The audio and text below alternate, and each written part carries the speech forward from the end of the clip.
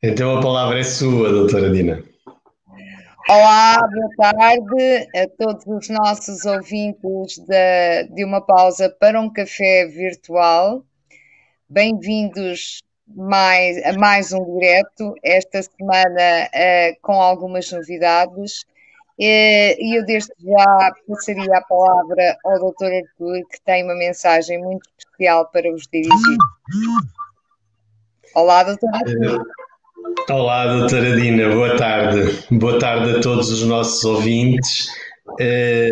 A minha palavra de grande gratidão é para os nossos ouvintes, porque fizeram-nos uma surpresa que foi atingirmos a fasquia até ao momento do último live de 3.800 visualizações, o que é de facto fantástico.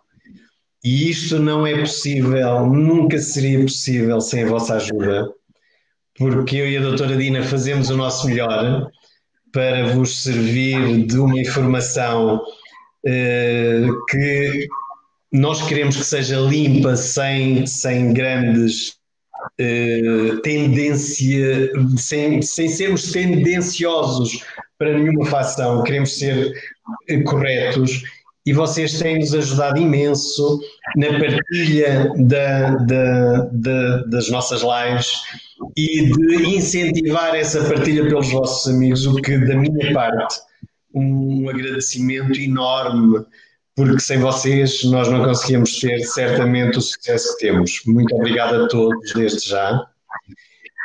Gostaria, antes de passar a palavra à doutora Dina, que quem nos está a ouvir podia nos ajudar no sentido de sabermos se estamos a chegar bem, se nos estão a ouvir bem, se a qualidade de imagem é excelente. Então não custa nada ir mandando umas mensagens dizendo um olá e por que não fazer parte da nossa conversa, dando as vossas opiniões, o que seria interessantíssimo desde já essa ajuda e tornava muito mais ativo e muito mais dinâmico as nossas lives. A palavra é sua, doutora Dina. Obrigada, Dr. Artur. Eh, eu também já disse tudo, basicamente disse tudo aos nossos ouvintes. Faço minhas as suas palavras, uma imensa gratidão pelas vossas partilhas, pelas vossas visualizações e pela vossa audiência. Eu esta semana gostaria de começar de falar sobre um tema que é a precariedade de muitos lares da terceira idade. Nós somos constantemente assediados, entre aspas, pelas notícias ou pela comunicação social, de notícias com lares com imensos problemas e a sensação que eu tenho é que nós não tratamos com a devida dignidade os nossos idosos, sendo nós um país tão envelhecido. Nem com dignidade, nem com o amor que eles nos deram a nós. Eu acho que é digno da nossa parte e seria muito bom nós retribuirmos todo o amor que os nossos idosos nos deram a nós, aos nossos pais, e aos nossos familiares e retribuir-lhes da forma como os tratamos. E acho que isso não passa só pelos lares onde as pessoas estão, passa também pela sociedade civil, passa também por nós, cidadãos, que poderemos fazer sempre alguma coisa e levantar a voz para que cada vez menos aconteçam situações como aquelas que vêm a público. A recente situação é a situação de Reguengos e que eu gostaria de trazer isso aqui à baila porque morreram 18 pessoas, incluindo uma assistente, portanto, do lar, que deixou 3 filhos e, segundo as informações que nos vinham chegando na altura em que o lar foi contaminado pelo vírus, as coisas estavam a passar-se pacificamente, tudo estava a correr normalmente, Nas últimas notícias que sabemos, e aliás são públicas, são notícias inclusivamente que deram alguma guerra entre a Ordem dos Médicos e, além de outras instituições, e o próprio governo. Portanto, viemos a saber que este lar era um lar bastante precário, um lar que no ano de 2019 recebeu mais de 1 milhão de euros de apoio do Estado e não tinha médicos, não tinha enfermeiros, e isso é muito triste porque realmente leva-me a pensar que os financiamentos chegam às instituições, mas as instituições depois não lhes fazem o devido uso. Eu gostava que, relativamente a este caso, e o doutor está dentro da situação, nos desse a sua opinião. É complicado falar sobre isto, mas a gente já vai abordar o tema. Só queria dar aqui um agradecimento à senhora Isabel Roque, que está a dizer que estamos a chegar em boas condições visuais e de audição, e é uma amiga, a dona Lourdes Galvão, que nos acaba por dar uma boa tarde. Boa tarde, dona Lourdes. Todas as outras pessoas que nos estão a ver, bem-vindos. Quanto à sua questão, eu creio que e acho que esta pandemia traz estas coisas ao cimo. Em situações de crise, quando algo não funciona bem, o mal vem ao cimo. E o que acontece no nosso Estado é que muitas vezes não há liderança. E aquilo que se conclui do relatório feito pelo inquérito feito pela Ordem dos Médicos foi que houve ali, resumidamente, falta de liderança. E falta de liderança porquê? Porque, por exemplo, a liderança clínica ficou subjugada à liderança administrativa, não cumprindo e depois foi a confusão total abaixo da liderança de enfermeiros, médicos, pessoal administrativo e por aí fora. Portanto, no fundo houve aqui um problema de liderança e de não cumprimento com as regras essenciais de um bom funcionamento de um lar de terceira idade em situações de pandemia. Portanto, não se cumpriu. Repare, houve diretrizes da Direção-Geral de Saúde para estes casos, tanto em hospitais, como centros de saúde, como lares de terceira idade, para criar circuitos limpo e circuito sujo. Portanto, dar só esta situação, no meio de muitas. Esta situação aconteceu 9 dias depois, no lar de Reguengos, 9 dias depois de surgir o primeiro caso. Houve análise daquela gente toda e até esperar pelos resultados, houve ali, como havia um caso, havia ali potenciais infectados. Pois naqueles 3 dias, aqueles potenciais infectados estiveram todos juntos a usarem as mesmas casas de banho, a estarem em convivência sem haver grande distanciamento social. Mas isto não pode acontecer. Quando esta gente foi transferida para um pavilhão, já se contabilizavam 8 mortos e 138 casos infectados. Portanto, isto é de um país de terceiro mundo. Quer dizer, mas eu já digo isto há muito tempo. E isto vai entroncar em quê? É que muitas vezes as lideranças no nosso país não são por mérito. Não há meritocracia na liderança. É o amigo do partido. E a doutora Dina andou na vida política. Eu tive uma passagem fugaz, mas percebi, até por aquilo de que fui alvo, percebi que um indivíduo que seja competente e que seja sério não tem vida fácil na política, porque é um indivíduo que vai criar sombra a muita gente, porque na vida política, infelizmente, e por isso é que nós temos, e depois vamos falar mais à frente, de coisas que não deviam acontecer nem em altas lideranças, mas que acontecem neste país e que dá uma imagem anémica do que é a vida política e os políticos do nosso país. Portanto, isto tem que ser dito diretamente, porque em situações, não me levem a mal, porque em situações de crise, de pandemia, nós não devemos ter uma das coisas que às vezes acontece, que é a negação. Eu não vivo na negação. Eu, para saber como é que hei de atuar perante uma situação de crise, ou quando eu estou aflito, porque eu nem sempre vivo num mar de rosas, às vezes as coisas também me correm mal. Eu não nego que não está a acontecer aquilo, ou também não sou daqueles positivistas que digam assim, não, isto está a correr bem. Não, há de correr bem se eu atuar perante a realidade e se eu tiver consciência plena que aquela realidade é mesmo, está a acontecer, e eu tenho que criar uma estratégia e implementar essa para ter um sucesso. Eu, quando estive na política, foi assim que atuei e, felizmente, não me é dado esse valor, mas isso nós sabemos porquê, mas a estratégia toda daquela campanha foi feita por mim.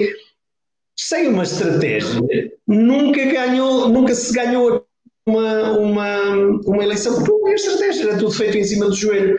Parece-me que ali no lar de Reguengos foi tudo um bocado assim, quer dizer, não havia estratégia, não havia cumprimento das diretrizes da Direção-Geral de Saúde e, acima de tudo, eu quando estive à frente de uma empresa farmacêutica, o meu diretor-geral ensinou-me uma coisa: a liderança tem que estar atenta e controlar abaixo as coisas que estão a acontecer como nós pretendemos. E tem que haver sempre uma pergunta na do líder: porquê? Isto não está a acontecer, porquê? E isto está a acontecer e está a surtir efeito? Está a surtir efeito, na sua opinião, está a surtir efeito, porquê? Porque o indivíduo pode estar a fazer aquilo porque alguém lhe disse, não comprou a informação. Portanto, não me parece que as lideranças daquele lar algum dia desceram do seu pedestal cá abaixo para ver se as coisas estavam a surtir efeito e se estavam no mínimo a cumprir. Mas acho que ninguém cumpriu nada. E depois, o Estado que devia regular isto também não regulou. Portanto, não há controle. A Direção-Geral de Saúde emana uma diretriz cá para fora e ninguém vem cá fora ao terreno ver se aquelas diretrizes estão a ser implementadas ou não. E, portanto, aquilo aconteceu exatamente por falta de liderança, falta de controle e falta de cumprimento das regras básicas de um lar de terceira idade. Diga? E até pela inexistência de um plano de contingência, não é? Não havia sequer, e se havia um plano de contingência. Se havia, os profissionais de saúde nem sequer tinham conhecimento dele. Exato. Portanto, o que não me parece razoável. Depois, o relatório da Ordem dos Médicos também vem dizer que, de facto, as organizações que deviam estar a controlar não controlaram. Portanto, houve aqui, de facto, algo que não correu bem, nomeadamente da liderança. Mas isto acontece por esse país abaixo, porque, de facto, isto custa-me a dizer, porque sinceramente gosto de Portugal, gosto do nosso povo, mas há coisas que muitas vezes me custam, porque muitas vezes escolhe-se de forma emocional e não se escolhe de forma racional. E os nossos líderes que nós temos, por exceção, são bons, porque a esmagadora maioria, eu costumo dizer que numa empresa minha, alguns líderes políticos, eu nem dados os queria. Não são referência para ninguém. Não me leva a mal, e não me levem a mal os nossos ouvintes, mas isto é verdade, porque custa-me acreditar, e eu às vezes fiz parte de reuniões políticas que eu arrepiava-me, digo, como é que é possível dizer coisas assim? Mas pode, quer dizer, tem que ser, é assim, mas é aquilo que temos. Portanto, acho que de uma forma resumida disse o que é que ali aconteceu. Depois vem aquela questiúncula, que isto também não cabe na cabeça de ninguém, que é a Ordem dos Médicos não devia ter feito aquele relatório. Então, Pois, são eles que percebem de como evitar a difusão de um lar de terceira idade, que é melhor do que os profissionais de saúde para fazer isso. Têm conhecimentos técnicos portanto, custa-me depois ouvir que não devia. Depois, mais à frente, poderemos falar o que é que também me custou mais ouvir. Mas pronto, mas há coisas que os técnicos a avaliarem a questão técnica dentro daquela área do saber. E, portanto, se estamos a falar em pandemia e naquelas mortes e naquilo tudo que aconteceu, é tudo tão mau que até me custa falar, isso tem que ser avaliado por alguém que saiba da matéria, e a Ordem dos Médicos parece-me capaz de o fazer e, acima de tudo, consegue fazê-lo, muitas vezes, quando há construções de centros de saúde, quando há construções de hospitais, eles vão avaliar se aquilo está ou não para funcionar. Então, quer dizer, fazem isto no centro de saúde e no hospital. No lar de Reguengos, ali já não podia ser feito. E a gente sabe porque é que não devia ser feito, porque de facto aquilo era uma miséria. E, portanto, tem a ver com isso. também são do conhecimento público as afirmações que o Primeiro-Ministro e o Governo dirigiram à classe médica. Eu até posso citar algumas. Não acha que é um contrassenso depois de tantos elogios, até da oferta da taça da Champions, virmos nesta altura criar uma guerra com aqueles que nos podem valer, porque afinal de contas nós não temos vacina, não temos nada para combater este inimigo invisível. E eu ouvi algumas frases que me tocaram. Eu posso só ler aqui algumas que tenho aqui anotadas, que é para não cometer erros, portanto, daquilo que foi dito. Portanto, uma já o doutor repetiu, portanto, que o Primeiro-Ministro disse a Ordem dos Médicos não tem competência legal para fiscalizar ou fazer auditorias externas a lares. Outra, dita também pelo Primeiro-Ministro, é fácil ficar no nosso consultório e passar o dia a falar por videoconferência para as televisões. Outra, também pelo Primeiro-Ministro. O Presidente da ARS mandou para lá os médicos para fazerem o que lhes competia. E os gajos, cobardes, não fizeram.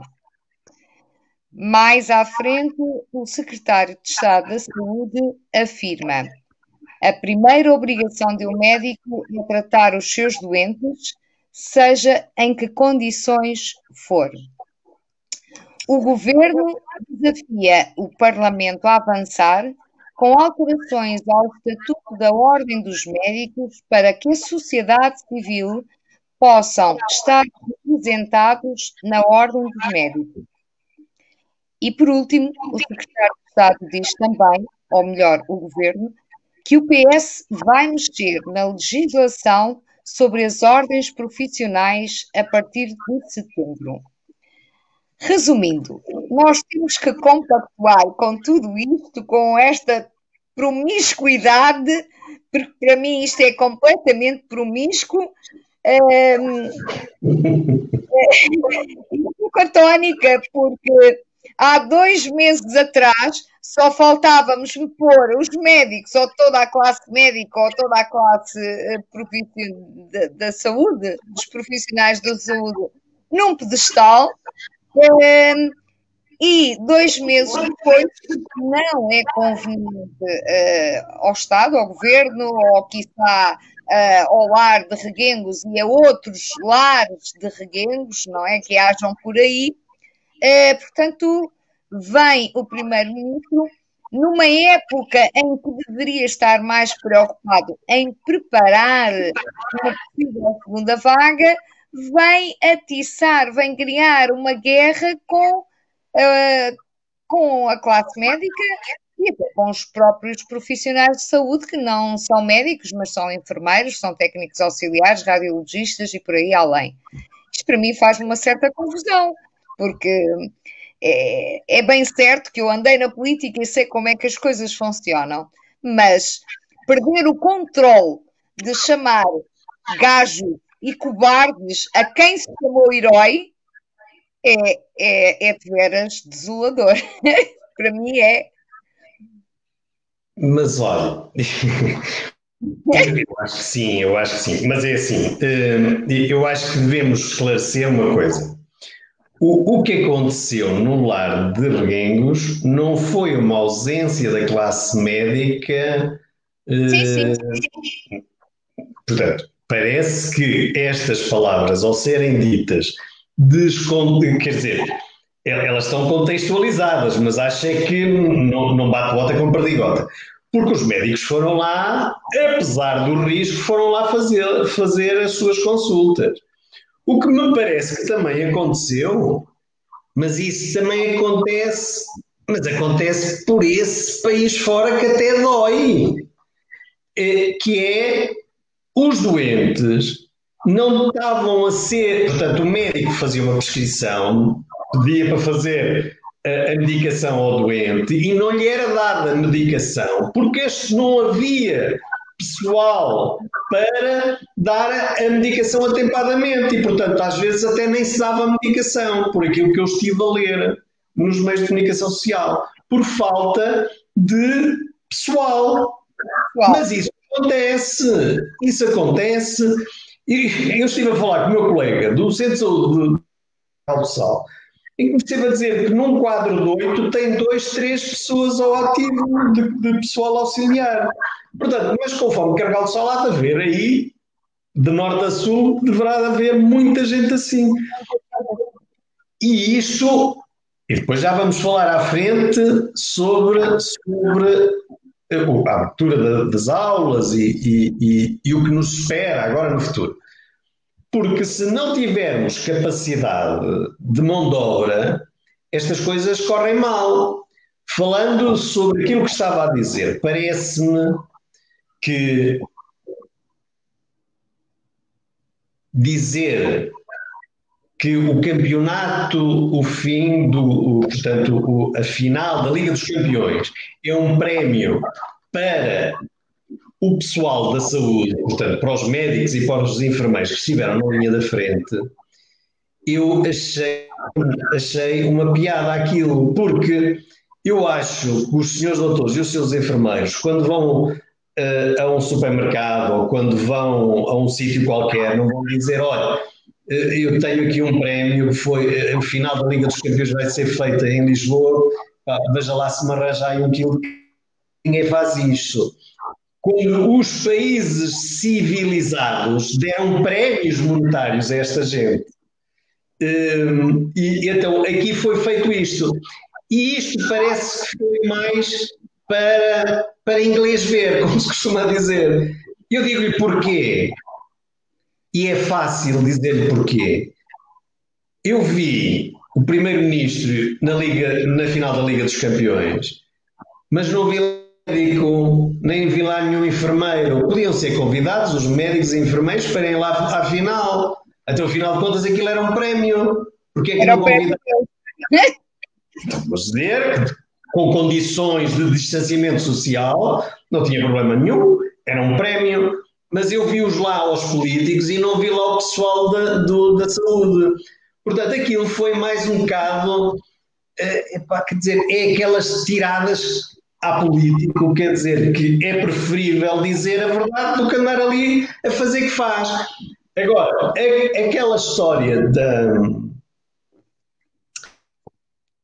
que foram chamados cobardes, eu acho que isto é uma tirada triste de um líder do governo de Portugal, quer dizer, porque imagine E ainda bem, quer dizer, eu por acaso não sou um grande admirador do bastonário da Ordem dos Médicos, mas tenho que lhe tirar o chapéu que ele aqui esteve muito bem. Porque se ele amarrasse o burro perante uma situação destas, tínhamos aí um problema criado pelo Sr. Primeiro-Ministro e que nesta altura não devia estar a dizer, mas devia ato.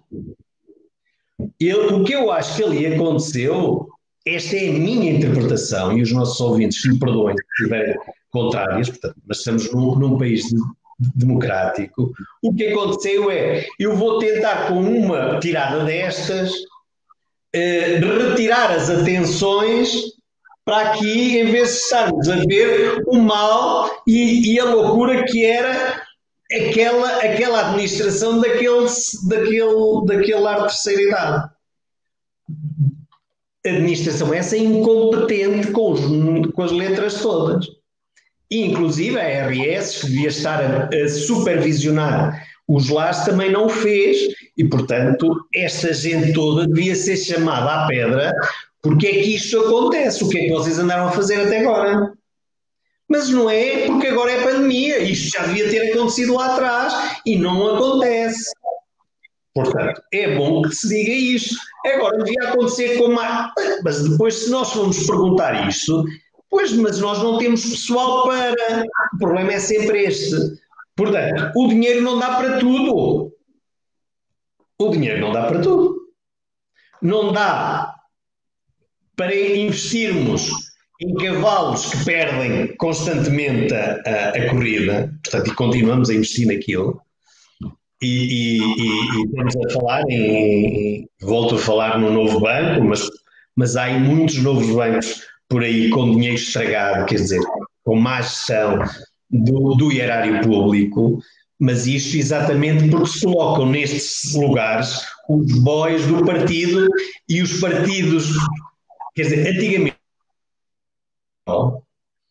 só estava na política um indivíduo que tinha um currículo acima da média. Só um indivíduo que já tinha demonstrado capacidade para, atualmente não.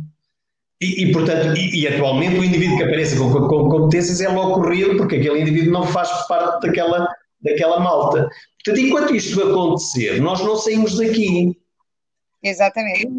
Eu não acredito que haja uma grande mudança de paradigma político, não acredito, porque isto só acontecerá, só pode haver, na minha opinião, uma mudança de paradigma político quando nós aumentarmos o nível cultural do nosso povo. Porque depois diz, o nosso povo é um povo porreiro, não chateia ninguém, não... Pois não, mas ele não chateia ninguém porque para ele isto não é nada. E podem lhe dizer o que disserem, também está tudo bem na mesma. Portanto, a ignorância muitas vezes desculpabiliza todas estas coisas. Mas são pessoas que têm nas mãos 10 milhões de vidas para gerir. E se as gerir mal, aquelas 10 milhões de vidas vão estar em causa. Portanto, quando nós vamos para um cargo de liderança política, devemos ter noção que temos pessoas a liderar, famílias a liderar, e não me parece que estas coisas muitas vezes acontecem, porque aquilo que interessa na liderança política é eu governar-me a mim próprio, e enquanto isto continuar assim, nós temos aqui problemas graves, porque o caso de Reguengos vai ser um entre muitos, e quando chegar aí o inverno vamos ver que se calhar vai haver muitos Reguengos, infelizmente. E isto é o que me chateia, porque a mim, eu até posso falar à vontade da política atual, porque até já fiz parte do partido e portanto estou à vontade para falar nisto, mas eu não sou carneirinho, portanto eu digo aquilo que penso e isto é a minha postura na vida. Eu mesmo no dia-a-dia, a doutora Dina sabe. E você ouve os meus doentes a dizer, nós quando vamos para a sua consulta levamos na cabeça. Porque eu digo aquilo que digo, quer dizer, e é aquilo que eu acho, porque vejo, e aqui parece-me que as coisas esta pandemia também vai trazer ao cimo coisas que nós se calhar não conhecíamos. E se calhar a procissão ainda vai no adro. Portanto, vamos ver como é que isto vai correr, mas, mas agora eu estou preocupado, e não sei se vai fazer essa questão, eu estou preocupado com o que aí vem, com a abertura das aulas e com... Antes de passarmos aí, eu queria falar, e não tenho nada contra a Festa do Avante, pelo contrário, já frequentei algumas vezes e acho que é um evento embora de cariz político, é um evento com alguma envergadura cultural, bem organizado. No entanto, acho que há aqui alguma falta de bom senso e alguma falta de responsabilidade em querer, em baterem o pé e quererem fazer a Festa do Avante na situação em que nós estamos neste momento, ou seja, nós estamos a entrar numa fase em que temos visto que os casos têm vindo a aumentar. Aliás, nós tivemos muito pouco tempo com os casos muito cá em baixo, portanto, começámos a aumentar novamente os casos do Covid. E acho que a Festa do Avante, mesmo com a diminuição do número de pessoas por dia, portanto, cerca de 13.500 pessoas, acho que não é a altura ideal para realizar este evento. Se nós estamos a pedir distanciamento, se nós estamos a pedir que não haja ajuntamento, se nós queremos dar um exemplo, isto deixa-me um pouco desconfortável. E deixa-me um pouco desconfortável ainda mais porque eu ouvi uma frase de um jornalista que perguntava, portanto, a um membro do governo, porque é que se fazia a festa, porque é que autorizavam a Festa do Avante e, portanto, esse membro do governo disse que tinham que autorizar porque não estávamos sequer em plano de contingência. Isto é muito engraçado porque o plano de contingência vem logo a seguir à Festa do Avante.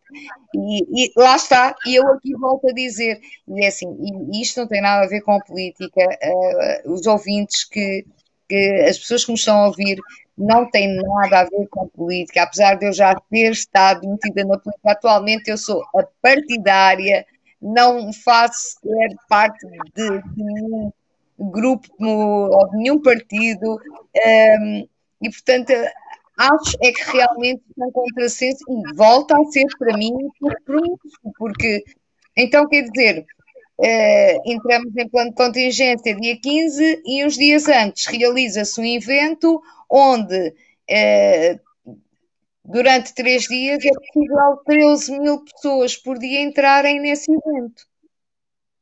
Mas deixe-me dizer-lhe uma coisa, parece-me que faz todo o sentido. Isto é, exatamente porque está a acontecer aquele grande evento é que se tem que entrar em contingência. Estou a ser irónico. Eu sei. Olha, isto é transmissão de pensamento que quando o doutor disse, mas deixe-me dizer que isto faz sentido. Eu pensei logo, quero lá ver que ele me vai dizer que faz sentido. Pois claro que faz sentido. Eu acho que se calhar. Antes de falar na Festa da Avante, deixe só cumprimentar a Dona Piedade Neves, que nos está a dizer daquela zona da Lausanne, que eu já fui médico do marido dela, que está a nos ouvir muito bem, e a desejar-nos. E é um amigo e conterrâneo, Nuno Leitão, a desejar-nos bom programa. Obrigado aos dois. Obrigada. Sobre a Festa do Avante, eu quero dizer uma coisa. Eu não estou propriamente contra a Festa do Avante, a dizer não se faça a Festa do Avante. Não, o que eu estou contra é com a dualidade de critérios. Está a ver? Porquê é que eu posso fazer uma Festa do Avante e não posso fazer porque é que eu não posso pôr 1/3 de um estádio de futebol a ver um jogo de futebol? Portanto, no estádio do meu Benfica, em vez de lá estar 65 em vez de estar 65.000 pessoas, estariam 20.000 pessoas. Eu estou num banco, numa cadeira, e estão duas cadeiras livres e mais uma pessoa, quer dizer, porque é que não se vai fazer isto?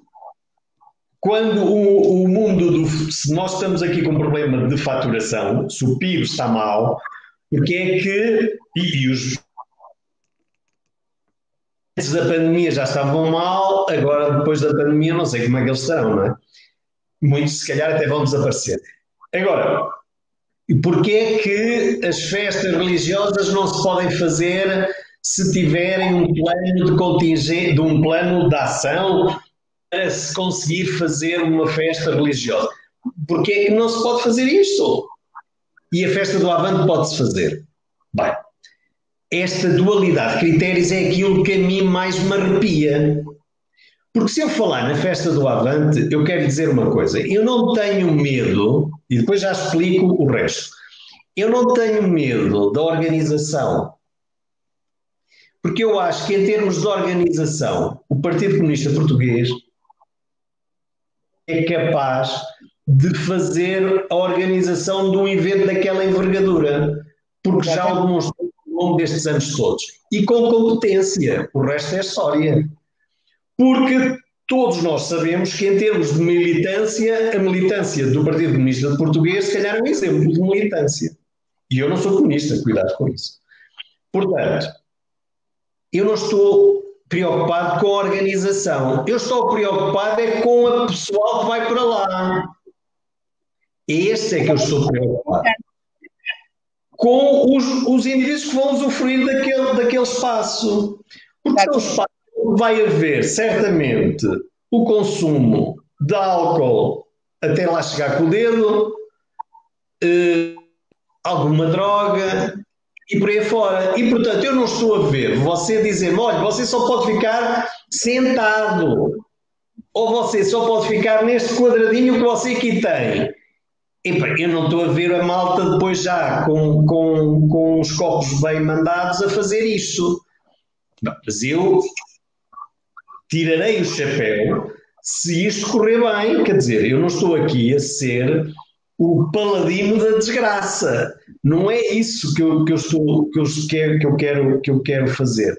Agora, estou preocupado porque muita gente vai para lá numa de estou um pouco a borrifar, eu quero é divertir-me. Portanto, ter algum cuidado é com isto. E isto é o que me preocupa, sinceramente. Porque não estou preocupado com toda a artilharia pesada, e digo isto com conotação positiva, bem sublinhado, de toda aquela estrutura que o Partido Comunista impõe naquele evento. Eu por aí estou tranquilo. Agora estou preocupado é com o pessoal que vai usufruir dali, não ter, digamos, a capacidade e, acima de tudo, a responsabilidade para com ele e para com o próximo. Eu vou lá para me divertir, ponto. Bom, isto é uma coisa, eu vou para lá para me divertir como era antes da pandemia, isso vai dar problemas de certeza absoluta. Doutor, agora, diga. Doutora Dina, deixe-me só dizer uma coisa. Você depois pode dizer assim, então, mas se os outros não foram feitos e este é feito, mas porquê? Bem, eu acho que nós temos que discutir o Orçamento de Estado para 2021. Exatamente. Ouça, não vale a pena estarmos aqui a dizer que aquilo é porque aquilo é uma prova de democracia. Desculpem, mas mais provas de democracia que nós temos dado ao longo destes 40 e tal anos de democracia, por amor de Deus, não venham com isso. Agora, eu acho é que a aprovação tem a ver com isto, é que depois a seguir vem o Orçamento de Estado, que tem que ser aprovado, e não vamos criar aqui inimigos a poucos, uma mão lava a outra, e portanto vocês aqui não nos chateiam, a gente também tem que fazer lá o evento. Quanto à Direção-Geral de Saúde, e esta dualidade também já nos habituou, eu recordo lá atrás, o problema é que nós devemos ter memória nestas coisas. Lá atrás a pandemia nunca chegava a Portugal e nunca nos preparámos para a pandemia. Depois, a máscara era uma falsa proteção. E é preciso ter alguma para dizer uma coisa destas.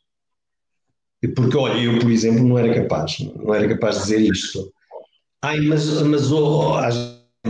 Os defensores, mas, doutor, mas não havia máscaras, você tem que compreender isto. Não havia máscaras, nós temos que dar a informação correta para o povo, a dizer, a máscara tem que acontecer, vai ser uma realidade, não há máscara, vamos tentar resolver o problema rapidamente. Não podemos dizer que aquilo é uma falsa proteção. Porque agora temos aqueles defensores da não máscara. Exatamente. E que podem dizer, não, a Diretora-Geral de Saúde chegou a dizer que isto é uma falsa proteção, eu ainda estou ancorado ali. Portanto, ter algum cuidado quando se fala destas coisas, e os nossos líderes deviam ter alguma sensibilidade, que muitas vezes não têm, provavelmente porque às vezes sobem à cabeça do pessoal e às vezes corre mal. Bom, doutor, mais preocupações. Nas últimas semanas temos vindo a reparar que o nível de indivíduos infectados por Covid na Europa, como no mundo, tem vindo a aumentar, nomeadamente em França. Neste momento atingimos um recorde que nunca tinha sido atingido em março, portanto em plena pandemia. Em Espanha, exatamente a mesma coisa. E em Portugal vimos que, pelo menos na última semana e meia, os casos têm vindo a aumentar.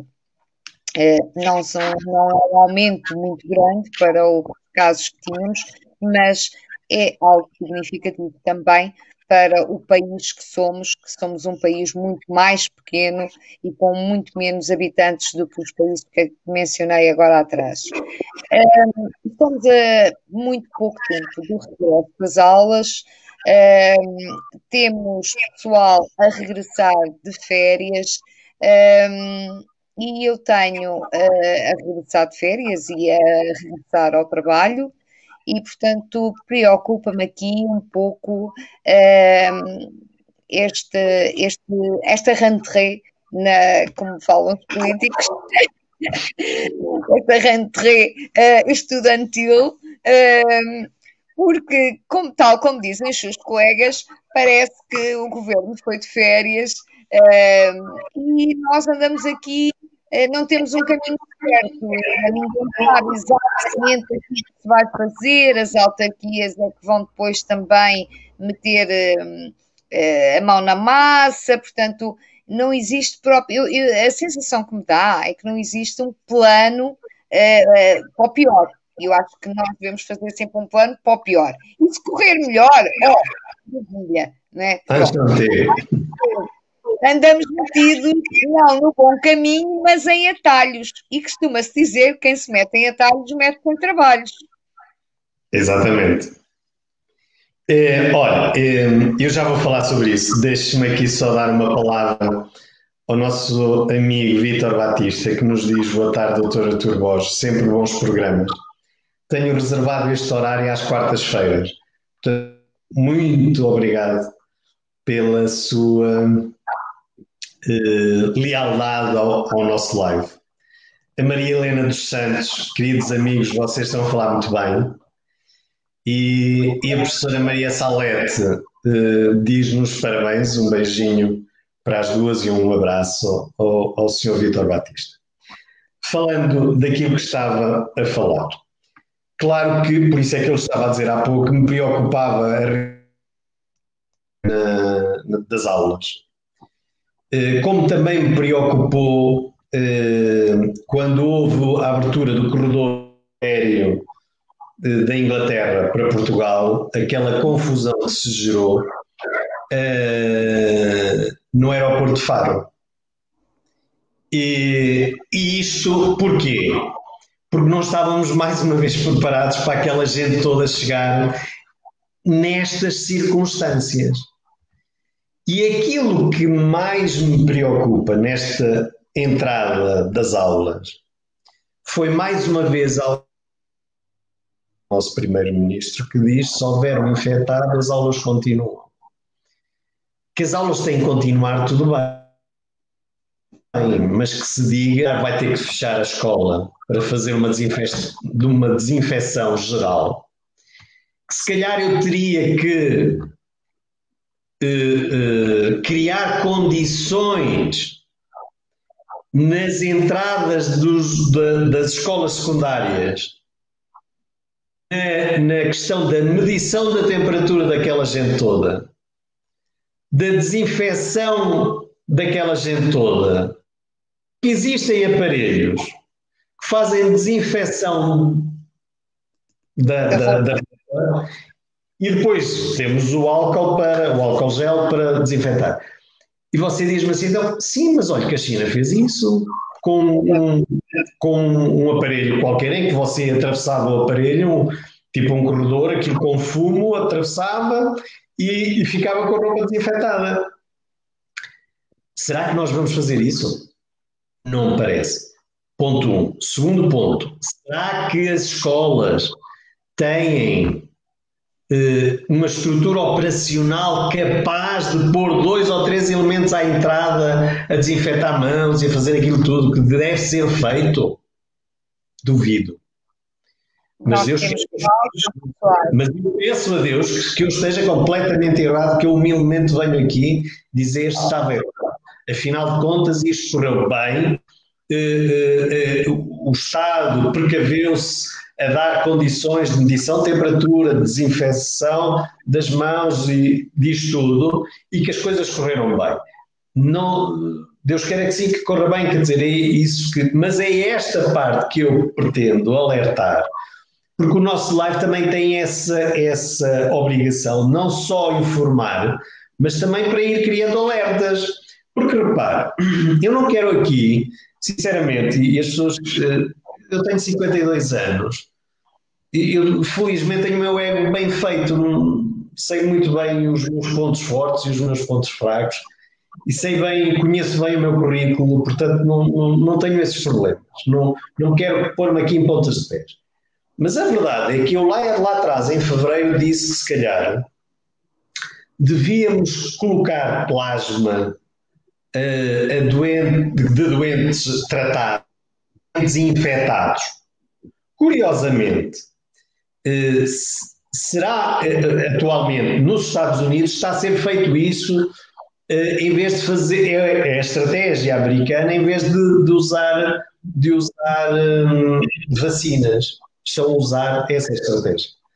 Contas, quando eu disse isto em fevereiro, lá atrás, e estávamos nós a começar a pandemia, porque isto eu não sou melhor nem pior que os outros, isso é uma estratégia homeopática, por isso simplesmente homeopática.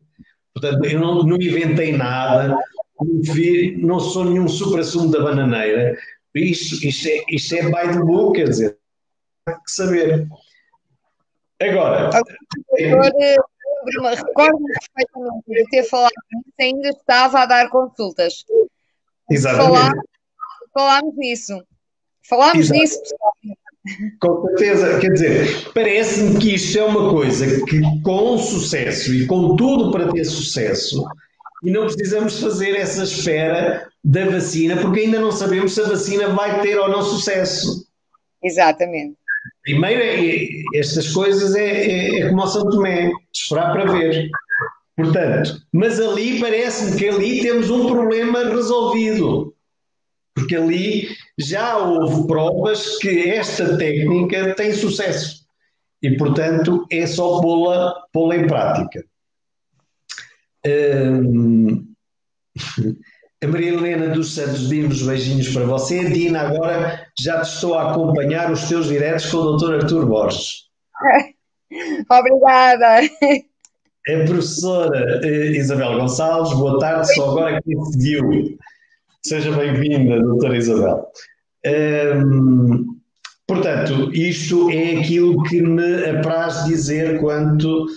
E depois, tudo isto, como eu já disse também numa das lives, com, digamos, a entrada do inverno, ou do outono, digo, há uma coisa que acontece a nós. O Sol tem uma inclinação diferente, nós temos uma energia diferente. Não é por acaso que as gripes começam aí o seu pico. Porque reparem uma coisa, a gripe tanto surge de inverno como de verão. No entanto, de verão é por exceção, de inverno é por regra. Porque, de facto, em termos de imunidade e a exposição a energia perversa, frio, chuva, vento, portanto, nós estamos mais predispostos a serem contagiados. Eu dizia isto na live anterior, ou há 2 lives atrás, que eu tenho esta consciência que o indivíduo hoje que está assintomático, não acredito que depois no inverno continue assintomático na mesma circunstância. Portanto, o mesmo indivíduo exposto de verão está assintomático e de inverno se calhar já vai ter sintomas porque a imunidade desse indivíduo. Nós não temos sempre o mesmo nível de imunidade ao longo de 365 dias.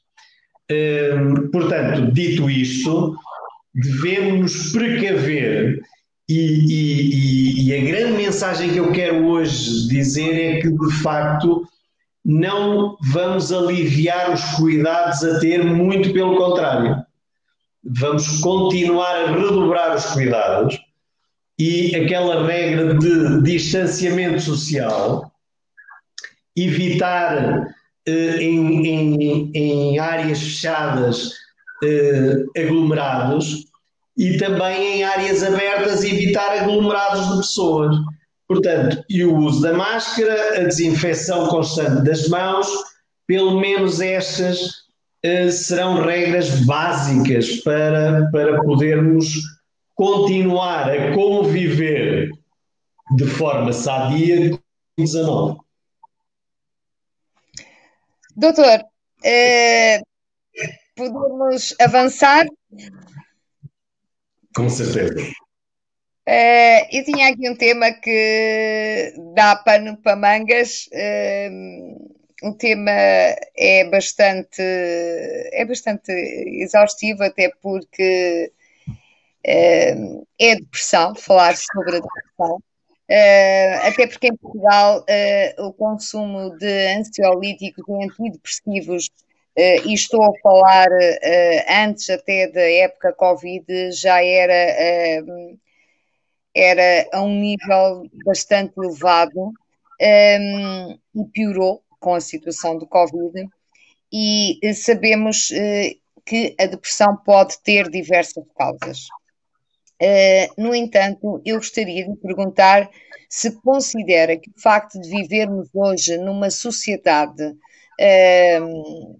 extremamente consumista, extremamente materialista, e que olha mais para o exterior do que para o seu interior, não leva a que a pessoa tenha uma tendência a não ter uma chamada higiene mental que pode eventualmente levar a depressões. É evidente que existem muitas causas para as depressões, desde hormonais, a fatores de outras doenças, mas eu estou a falar naquela depressão em que geralmente as pessoas chegam ao outono e entram em depressão porque é o outono. Não acha que o facto de nós não fazermos essa higiene mental, que curiosamente eu acho que há 50 anos atrás os nossos antepassados, os nossos pais, os nossos avós faziam-no, tiravam um tempinho por dia, isolavam-se para orar, para rezar, para se encontrarem com o seu eu, com o seu divino. E hoje muito pouca gente faz na vida, e para pensar na vida. Na vida também. O que é que o senhor tem? Eu acho que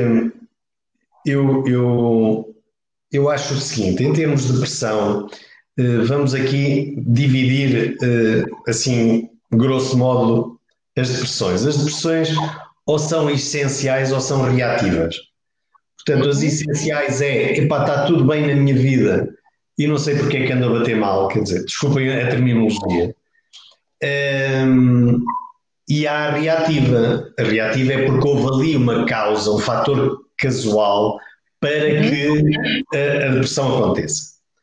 Portanto, dito isto, em termos de depressão, normalmente, de facto, na altura do outono e da primavera, há aqui um corte e as pessoas vão-se abaixo. Aliás, depois se formos ao mercado dos antidepressivos, eles fazem picos exatamente aqui. Mas depois, eu por acaso já tratei vocês vão se lá rir em casa, eu já tratei um cangalheiro, um indivíduo bastante simpático ali da zona da Lausanne. Da zona da Lausanne, um cangalheiro, um indivíduo que fazia funerais. E eu perguntei-lhe se ele de facto aumentava a faturação na primavera e no outono, e de facto ele dizia que se morre mais no outono e na primavera, mas morre-se muito mais no outono do que na primavera. Mas de facto são dois picos, mas o pico do outono é pior. Pronto. Bastante tempo para explicar porque é que aquilo ali acontece, mas o que eu quero dizer é o seguinte. Eu quero pegar, de propósito, até porque já estamos com quase uma hora de live, de pegar naquilo que me está a dizer, que acho que é interessantíssimo, e depois juntar-lhe ao pós-Covid ou durante o Covid, porque de facto o nível o número de depressões tem vindo a subir. Exato. Até por todas as circunstâncias. Portanto, é importante que falemos um pouco sobre isto. E aquilo que eu acho, e os meus doentes que sofrem de depressões ou que sofreram de depressões e foram tratadas por mim, eles sabem que devem ter isso ainda na cabeça, porque eu digo-lhe, mas espera lá, mas você quando corre alguma coisa mal na sua vida, você tem que ir buscar um comprimido? Você não consegue dizer assim, ok, isto aconteceu, eu tenho que resolver este problema. Eu tenho que ver deste problema que eu tenho uma oportunidade para crescer como pessoa. Então, os chineses têm na palavra crise uma coisa muito interessante. Crise em chinês diz-se wei ji. A palavra wei é perigo e a palavra ji é oportunidade. Portanto, se nós quisermos, as crises por norma são catalisadoras. São exatamente. Enquanto nós virmos uma crise como algo de que del rei e agora o que é que eu faço? O que é normal, quer dizer, há uma coisa que na altura, quando começou o Covid, às vezes sonegava informação ao povo para não entrar em pânico. Eu acho que nós não devemos ocultar informação, devemos é saber comunicar a informação, que é uma coisa diferente. Porque na altura, quando há uma crise, normalmente há três tipos de postura que acontece, que é a negação, e nós vimos isso quando começou, que é o histerismo, e depois uma última que é o saudosismo. Antigamente era porreiro. E se eu pudesse saltar a cerca, ainda melhor. Portanto, não devemos cometer estes três erros. E o que eu gostava de saber, de dizer é o seguinte, é que nesta área da depressão, nós usamos a depressão ou funcionamos a depressão pelo mais fácil. E o mais fácil é ir buscar um comprimido e tomar um comprimido, em vez de resolver o problema. E isto é que está mal. Os meus doentes, aliás, os meus doentes todos, mas os meus doentes deprimidos, eu normalmente ajudo-os a criar estratégias mentais para resolver o problema. E não verem um problema como um bicho-papão, porque ele não é um bicho-papão. Um problema está ali muitas vezes para nos ajudar. Repare, sabe, mas um dos maiores depressivos da história das artes foi o Van Gogh. Exatamente. O indivíduo hoje, se ele estivesse cá hoje, ele era ostracizado, porque era um indivíduo hiper deprimido. E a verdade é que ele fez a obra dele, que é uma das obras mais imponentes que nós temos, sempre down. Portanto, nós não podemos ver uma depressão como uma coisa. Não, nós temos é que dizer assim, ok, está aqui um problema. Qual é a estratégia que eu vou criar para passar este problema? Em vez de fazer o mais fácil, que é dizer, a mim corre-me tudo mal, porque é que eu vim ao mundo, eu sou um desgraçado, o vizinho é que está bem, eu é que estou mal. Portanto, não me parece que seja uma atitude muito inteligente para resolver um problema. E, acima de tudo,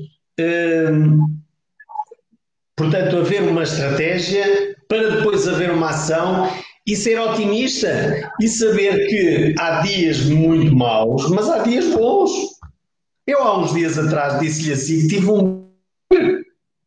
não sei se recorda, foi na quinta-feira passada, e se eu tive aquele dia, eu às vezes rio-me com estes dias, porque digo assim, pronto, claro que saio do consultório completamente esgotado mesmo, mas às vezes rio-me com isto, porque digo assim, pá, pronto, quer dizer, também chuva intensa, mas há dias de sol lindos como o de hoje. Portanto, não vou levar isso como algo muito mau, e acho que é isso que interessa. E eu já uma vez falei no programa que tinha na rádio, lá está, em criar uma estratégia para diminuir o uso de antidepressivos neste país. Somos do país da Europa que mais consome antidepressivos e com tendência para crescimento. Exatamente porque não temos psicólogos nos nossos centros de saúde. Esta é que é a realidade. Exatamente. E se calhar temos que começar em tenra idade a mudar o paradigma da vida. Porque o fado é lindo de se ouvir, mas a minha vida não tem que ser um enfado. Eu gosto imenso de fado, adoro fado, mas não tem que ser um enfado a minha vida. Portanto, aos nossos queridos ouvintes, dizer-lhes que antes de tomarem um comprimido ou outra coisa qualquer, pensem que muitas vezes algo negativo está ali porquê? O que é que eu fiz mal para aquilo ali estar? Ter a humildade para olhar para o meu eu e dizer o que é que eu posso aprender daqui. E não é mal nenhum você errar. Zero problemas. E ninguém tem que ficar melindrado porque errou, porque o erro é humano, é perfeitamente normal. Faz parte da vida. Agora, nós podemos é ver o erro como uma desgraça, porque eu sou incompetente, não valho nada, ter este esforço derrotista, ou dizer ainda bem que isto me aconteceu, porque eu agora vou pegar neste erro e torná-lo uma mola de impulsão para atingir outra excelência. Portanto, eu acho que tem a ver com o estado de ver o erro e a forma como eu vejo o erro. E o culto da gratidão, quer dizer, porque muitas vezes nós só olhamos para o mal, não conseguimos ver tudo de bom que está à nossa volta, só olhamos para o mal. E depois, em vez de dizermos assim, ok, este mal está aqui, o que é que eu quero aprender? E quando eu estou a pensar o que é que eu estou a aprender deste mal, já não estou a focalizar o mal, já estou a focalizar a solução. E se a seguir disser assim, pá, porreiro, já consegui arranjar aqui uma solução para isto, depois a seguir posso dizer, pá, mas eu tenho uma filha porreira, tenho uma mulher porreira, tenho uns pais porreiros, gosto muito da profissão, ou não gosto e está na altura de mudar, porque nós estamos no século XXI em que antigamente que o indivíduo que ia aos 10 anos para o emprego e saía de lá num caixão era o melhor funcionário. Presentemente ele é visto como alguém que não tem ambição, não quer crescer. Portanto, o ideal é ir mudando de tentativa de ir crescendo e de ir ganhando competências em cada emprego. Portanto, se calhar é a altura, esta pandemia ter que ser vista como... E ela é essa mudança. Ela quer nos trazer mudança comportamental da sociedade, comportamental como eu, ser singular, e como eu perante a sociedade. Portanto, a pandemia não veio por acaso e ela tem que trazer mudanças de paradigma, custe o que custar, mas vai ter que o fazer. Depois, ou estamos preparados para essa mudança de paradigma, ou acontece o que aconteceu a alguns animais pré-históricos que morreram porque não quiseram mudar e então não se adaptaram a um novo clima e tiveram que morrer. Portanto, esse é aquilo que eu acho. Doutor, nós tínhamos aqui pano para mangas. Temos e podemos voltar outra vez de uma forma mais precisa. Se bem que para a semana queríamos brindar os nossos ouvintes com mais um caso clínico de uma doença rara, um caso clínico giríssimo, mas eu não vou dizer mais nada. Fica a surpresa. Fica a surpresa, mas vai ser muito bonito, é um caso extremamente complexo, é uma doença rara, só isso já diz tudo. E nós encontramos hoje às 8, às 18. Eu vou-me despedir, ou despedo a doutora e depois despeço o meu, ou se não, despeço o meu agora e a doutora fecha a live com chave de ouro. Despedir-me de si, doutora Dina, com um beijinho muito especial. E muita gratidão pelo seu tempo que disponibiliza à live. Um beijinho a todos os nossos, a todas as nossas ouvintes e um abraço a todos os nossos ouvintes.